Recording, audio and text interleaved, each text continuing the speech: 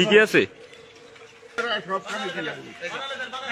ধন্যবাদ। গতকাল রাতে আপনারা সব আপনাদের মতো আমরাও সামাজিক যোগাযোগ মাধ্যমে যখন দেখি যে একজন বীর মুক্তিযোদ্ধার গলায় জুতার মালা পরানো হয়েছে, আমরা সাথে সাথে বিষয়টি নিয়ে আমরা অত্যন্ত গুরুত্বের সাথে বিষয়টি আমলে নেই এবং আমরা বীর মুক্তিযোদ্ধার সাথে যোগাযোগ করি।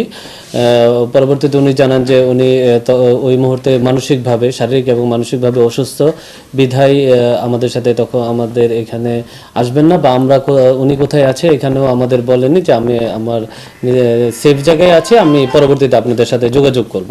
সানবিট সব দিবে সামাল। সানবিট ম্যাজিক প্রেস ডিশওয়াশিং এর মাথা ঘোরানো সলিউশন। তারপর এটা জানার পরে আমরা তারপরেও যে যারা এই ঘটনার সাথে জড়িত, আমাদের যে সকল এই এলাকাবাসী যারা বীর মুক্তিযোদ্ধাকে অসম্মান করে জাতির শ্রেষ্ঠ সন্তানদের গলায় জুতার মালা পরিয়ে যেটা অসম্মানিত করেছে, আমরা তাদের আইডেন্টিফাই করার চেষ্টা করেছি এবং ইতিমধ্যে আমরা তাদের আইডেন্টিফাই করতে পেরেছি। আমাদের গত রাত থেকেই আমাদের অভিযান পরিচালনা করছি এবং এই অভিযান পরিচালনা অব্যাহত আছে। আমরা এখনো পর্যন্ত ভিকটিম বীর মুক্তিযোদ্ধা কিংবা তার পক্ষ থেকে এখনো কোনো অভিযোগ পাইনি। তবে আমরা জানতে পেরেছি যে ওনারা মুক্তিযোদ্ধা কমান্ড কাউন্সিল চট্টগ্রাম থেকে অভিযোগ করবেন।